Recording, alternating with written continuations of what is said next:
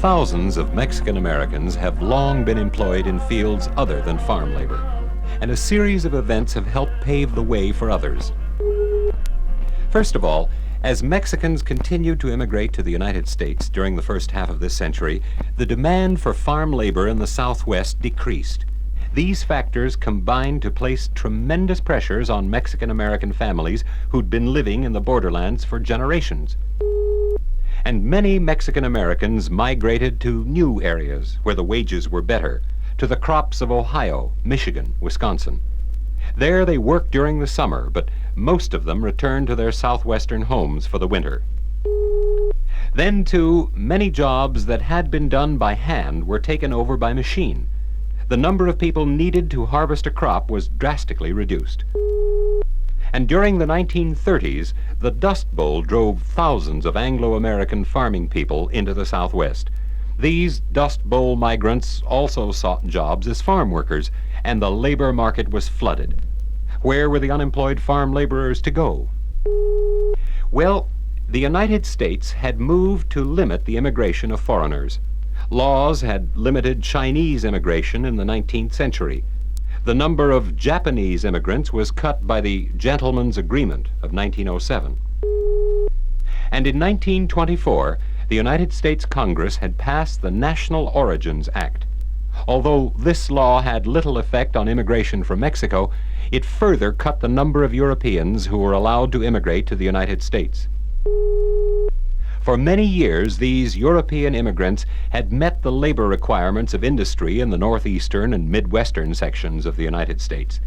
When immigration restrictions limited the availability of European workers, many Mexican Americans were able to move into the vacuum that was created. The pattern of moving into industrial jobs gained real momentum during World War II. Job opportunities increased partly as a result of President Franklin D. Roosevelt's Committee on Fair Employment Practices, established to ensure equal opportunity in employment. And more Mexican Americans began to enter different kinds of work. Some of these jobs had employed members of La Raza for many generations. For instance, transportation jobs. Mexican Americans played and continue to play an important role in the construction and maintenance of the railroads of this country. In the 1880s, they provided most of the labor that went into the building of the Santa Fe and Southern Pacific Railroads. Rails which placed the Southwest in the path of transcontinental commerce and opened the way for its development as an economic empire. Since that time, Mexican Americans have worked on the railroads throughout the Southwest and have followed this work into other parts of the country. The necessity of maintaining this vast transportation system created a lasting demand for labor. Beginning from this base, Mexican Americans have found their way into all kinds of construction and maintenance jobs.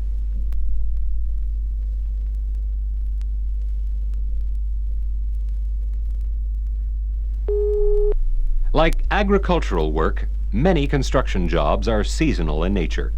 During the winter months, there's little work, and so many Mexican Americans have entered jobs in other industries. They found jobs in the heavily industrial areas of the North, in places like Chicago, Illinois, and Gary, Indiana. There they went to work in steel mills, meat-packing plants, tanneries. They've also found jobs in the automobile industry in Detroit, jobs for which hundreds of Mexican Americans first were recruited in 1918. And half a century later, there are about 700,000 Mexican Americans living scattered throughout the Midwest. The culture these Mexican Americans brought with them from the Southwest has been modified by their experiences in the North. Perhaps these changes have occurred because discrimination against Mexican Americans was not quite so extreme as it had been in the Southwest. Perhaps because in their jobs and in their daily lives, they were in constant contact with Anglo-Americans. Some of these Mexican Americans have been almost completely assimilated into the general population. But at the same time, some of the largest barrios in the country are found in places like East Chicago, Gary, Indiana, Lansing, Michigan. Compared to the Southwest, a much higher proportion of the Mexican Americans in the North are U.S. citizens, and in many cases, English has replaced Spanish as the language of the Midwestern Mexican American home. Then, too, the residential separation of Mexican Americans from Anglo Americans that occurs in many parts of the Southwest has all but disappeared in many northern cities.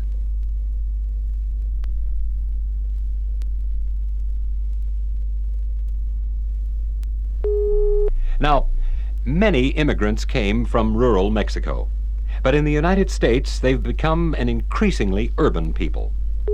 Today, approximately 80% of all Mexican Americans live in cities, and in these cities they're searching for new opportunities to learn skills, to learn the English so necessary for many jobs. The large-scale farming enterprises, once flooded with labor, eventually found themselves facing a shortage of labor, and the reaction of growers to this situation further encouraged the awakening, for it created some of the first widespread spoken protest among Mexican Americans. It began when World War II further depleted an already dwindling farm labor supply, for all workers who could either joined the armed forces or found jobs in higher-paying wartime industries. But at the same time, the production of foodstuffs was critical to the war effort. And so, in 1942, the United States and Mexico concluded the Bracero Agreement. Mexican laborers, or braceros, would be contracted for a specified season and brought to the United States to perform agricultural work. At first, the Bracero program was maintained by the Farm Security Administration, the FSA, and the agreement between the two nations was followed to the letter. The Mexican workers were guaranteed wages, transportation, and housing. The agreement stated that braceros were not to be used in competition with domestic farm workers. They were to be contracted only in areas where a real farm labor shortage existed.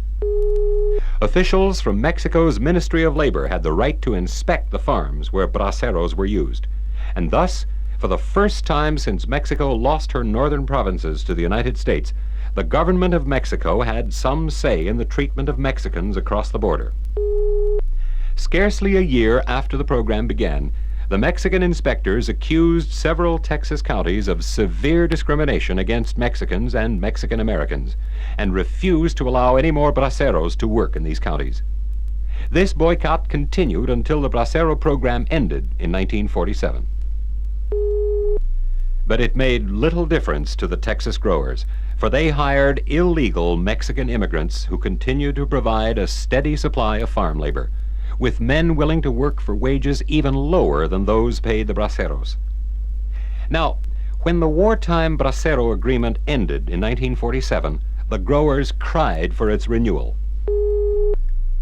And in 1951, President Harry S. Truman signed into law Public Law Number 78. This law formalized the Bracero Agreement between Mexico and the United States.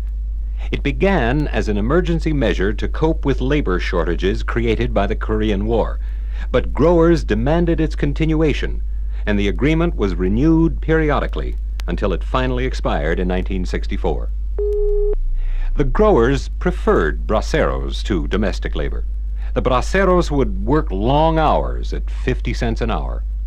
On the other hand, domestic workers, most of them U.S. citizens, asked for more money and for extra overtime pay.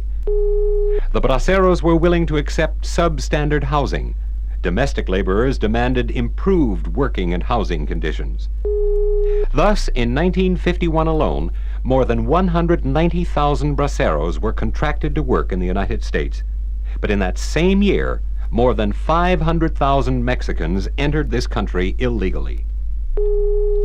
By 1955, the number of braceros in the United States during the crop season had risen to about 400,000, and this combination of braceros and illegal immigrants served to drive Mexican-American farm laborers from their jobs.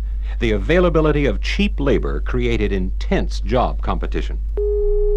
Many of the braceros who had worked a season or two in the United States eventually returned to this country as permanent residents, and became an accepted part of the Mexican-American community. But as a group, the braceros were very unpopular. Mexican Americans complained that the Bracero program depressed the wages of domestic farm laborers. Since the Braceros were readily available, the growers chose to contract them rather than hiring the more expensive domestic labor.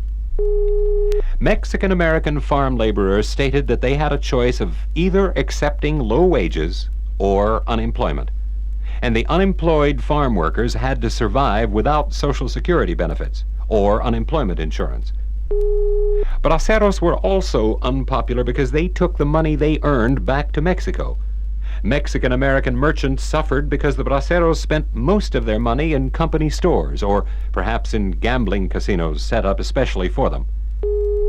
The government and the public became increasingly aware of the Mexican American protest. Public opinion turned against the Bracero program. Congress renewed Public Law 78 for the last time in 1963.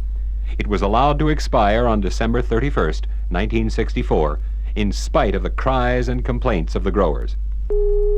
Since that time, the wages of domestic farm workers have increased and working conditions improved, although in most cases they are still substandard. But more important, a great many Mexican Americans have found for the first time that they can influence public opinion, that they can make themselves heard. And by the thousands, they've started to take part in a political awakening, actively to seek greater education for themselves and their children. They've begun to see the power of the ballot box, to participate in a new experience.